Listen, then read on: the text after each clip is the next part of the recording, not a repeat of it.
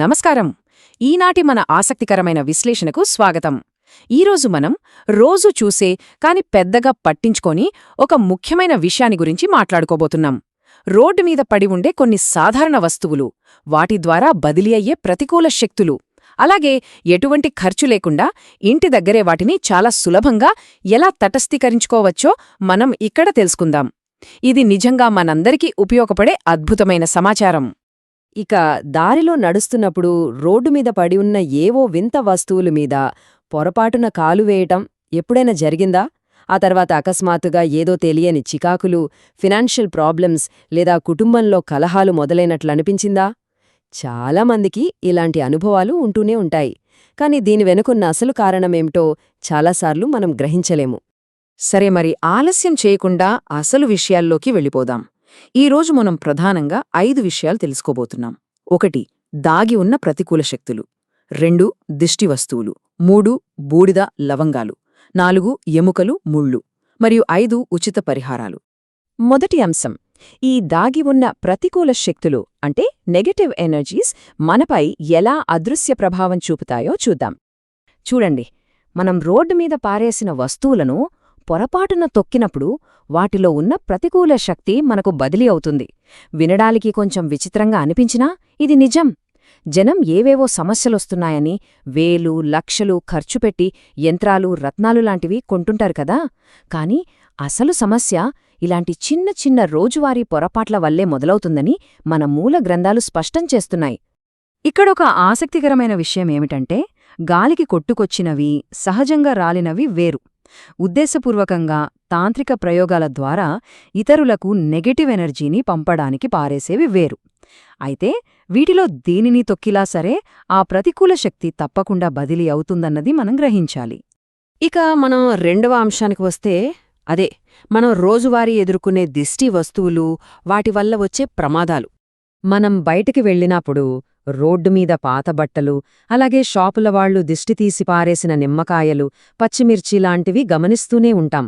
కొందరు షాపు యజమానులు వాటిని పక్కకు వెయ్యకుండా నిర్లక్ష్యంగా రోడ్డు మీద పారేస్తుంటారు. పాపం, దారినపోయే అమాయకులు వాటిని పొరపాటున తొక్కుతారు. అప్పుడు ఏమవుతుంది? ఆ దుకాణానికున్న దిష్టి అంతా ఆ తొక్కిన వారిని చుట్టుకుంటుంది. మరి దీనికి పరిష్కారం లేదా అని టెన్షన్ పడకండి. దీనికి ఒక అద్భుతమైన, పైగా ఉచితమైన పరిష్కారం ఉంది. అదే కల్లుప్పు, అంటే రాతి ఉప్పు. పొరపాటున ఇలాంటివి తొక్కితే భయపడాల్సిన పనే లేదు.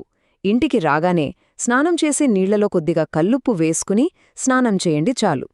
ఇది వెంటనే అంటుకున్న ఆ నెగటివ్ ఎనర్జీని తటస్థీకరించి శరీరంలో ఎనర్జీ బ్యాలెన్స్ని తిరిగి తీసుకొస్తుంది.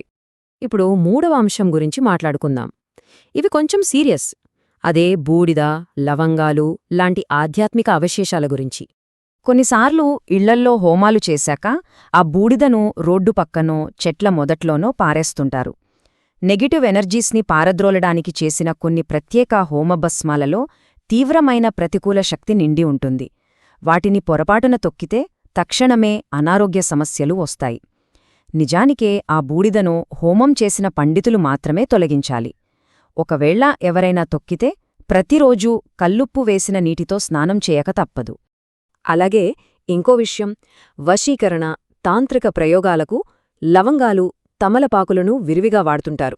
వాటిని ఎవరైనా తొక్కితే అకస్మాత్తుగా డబ్బు సమస్యలు రావడం, భార్యాభర్తల మధ్య గొడవలు మొదలవ్వడం, లేదా పిల్లలు విపరీతంగా మొండిగా మారడం లాంటివి కనిపిస్తాయి. ఇంట్లో ఇలాంటి లక్షణాలు కనిపిస్తే బహుశా తెలియకుండానే ఎవరైనా ఏదో తాంత్రిక వస్తువును తొక్కి ఉంటారని మనం సులభంగా అర్థం చేసుకోవచ్చు. ఇలాంటి తీవ్రమైన, భారీ ప్రయోగాల ప్రభావం నుండి బయటపడాలంటే ఇందాక చెప్పుకున్నట్టు కేవలం ఉప్పు ఒకటే సరిపోదు. స్నానం చేసే నీటిలో కల్లుప్పుతో పాటు కొద్దిగా పచ్చకర్పూరం, అదేనండి తినే కర్పూరాన్ని కలుపుకోవాలి. ముఖ్యంగా మంగళవారం మరియు శనివారం నాడు ఈ స్నానం చేయటం వల్ల ఆ నెగటివ్ ఎనర్జీ పూర్తిగా తొలగిపోతుంది. తరువాతి అంశం, ఎముకలు మరియు ముళ్ల పొదలు. ఇవి జీవితంలో అత్యంత తీవ్రమైన ఆటంకాలను సృష్టిస్తాయి. ఇక్కడ ఒక ఆసక్తికరమైన, కాస్త భయపెట్టే విషయం ఏమిటంటే, జంతువుల లేదా మనుషుల ఎముకలను తొక్కడమే కాదు, కనీసం వాటిపైనుంచి దాటినా సరే ఆ తీవ్రమైన ప్రతికూల శక్తి బదిలీ అయిపోతుందట. ఇది మనం చేస్తున్న ప్రతి పనిలోనూ పురోగతిని ఆపేసి ఊహించని ఆటంకాలను సృష్టిస్తుంది.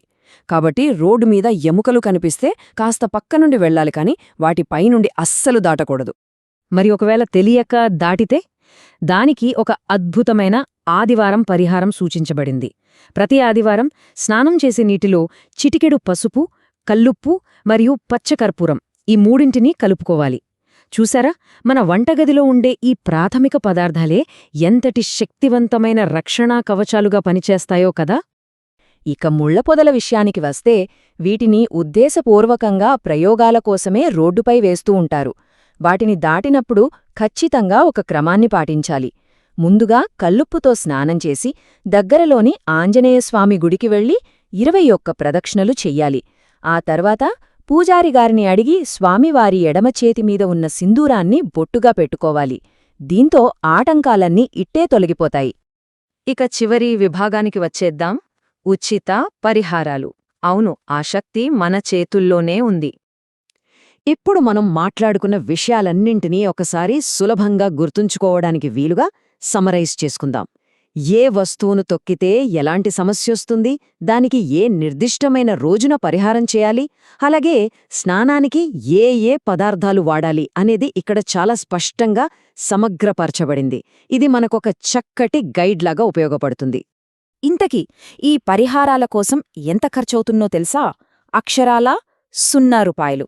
అవును, మీరు విన్నది నిజమే. ఈ అత్యంత ప్రభావవంతమైన సహజ పరిహారాలకు అయ్యే ఖర్చు ఏమీ లేదు. ప్రతికూల శక్తుల నుండి రక్షణ పొందడానికి, నెగటివ్ ఎనర్జీని పారద్రోలడానికి ఎవరూ లక్షాధికారులు కానవసరం లేదు. మనింట్లో ఉండే సామానులతోనే ఈ సమస్యలను దూరం చేసుకోవచ్చు. మూల గ్రంథాల్లోని ఒక అద్భుతమైన వాక్యం ఇక్కడ మనం గుర్తుచేసుకోవాలి. సాధారణ పరిహారాలతో ఆ శక్తి మన చేతుల్లోనే ఉంది. ఖరీదైన పరిష్కారాల కోసం లక్షలు ఖర్చు చేయాల్సిన అవసరం అస్సలు లేదు. ఇది 100కి 100 పాళ్లు నిజం. మన చుట్టూ ఉండే చిన్న చిన్న పదార్థాలతోనే పెద్ద పెద్ద సమస్యలను పారద్రోలవచ్చని ఈ విశ్లేషణ మనకు స్పష్టంగా రుజువు చేస్తోంది. సో, ఇదంతా తెలుసుకున్న తర్వాత మీకో చిన్న ప్రశ్న. కుటుంబం యొక్క శక్తిని అప్పటికప్పుడు రక్షించుకోవడానికి ఈ రోజువారీ పదార్థాలలో దేనిని ప్రతి ఇంట్లో ఎల్లప్పుడూ సిద్ధంగా ఉంచుకోవాలి? కల్లుప్పు, పచ్చకర్పూరం, పసుపు వీటిని వెంటనే తెచ్చిపెట్టుకోవడం ఎంతైనా అవసరం కదా. ఆలోచించండి. మీ శ్రేయస్సును కాపాడుకోవడానికి తగిన చర్యలు తీసుకోండి. ఈ విశ్లేషణ మీ అందరికీ ఎంతగానో ఉపయోగపడుతుందని ఆశిస్తూ మరో ఆసక్తికరమైన అంశంతో మళ్ళీ కలుద్దాం.